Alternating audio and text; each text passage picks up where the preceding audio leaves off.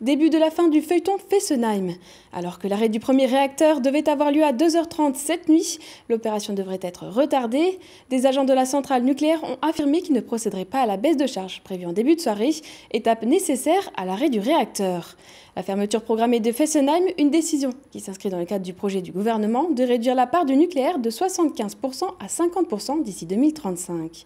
Le second réacteur devrait cesser son activité le 30 juin prochain. Le démantèlement du site pourra alors commencer, mais il devrait durer jusqu'en 2040. Elisabeth Borne, ministre de la Transition écologique et solidaire, et Emmanuel Vargon, secrétaire d'État, se sont rendus ce matin à Colmar pour parler de l'avenir de la centrale et de la reconversion du territoire de Fessenheim. On écoute la secrétaire d'État. L'intégralité des salariés retrouveront un emploi au sein d'EDF. La suppression des postes sera progressive et s'étalera dans le temps. Le chantier du démantèlement mobilisera des salariés sur le site pendant les 20 prochaines années. Par ailleurs, une cellule de reclassement a été mise en place pour les sous-traitants et a déjà accompagné plus de 160 personnes pour un projet de reconversion. Enfin, un audit et un plan d'action sont engagés en faveur des commerçants et des fournisseurs de Fessenheim. Signé en février 2019, un contrat de territoire doit préparer l'avenir économique de Fessenheim. Au programme, 700 millions d'euros d'investissements publics et privés pour développer les énergies renouvelables et l'aménagement d'une zone d'activité éco-RENA.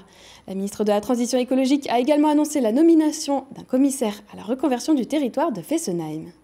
Il sera en charge de l'animation sur le terrain aux côtés des acteurs locaux, des collectivités, le conseil régional, le conseil départemental, de l'ensemble des actions de reconversion.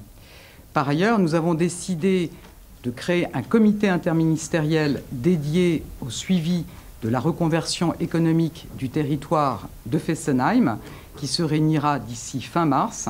Nous avons également annoncé la mise en place d'une offre spécifique dédiée de Business France pour valoriser les atouts du territoire et attirer des investisseurs étrangers.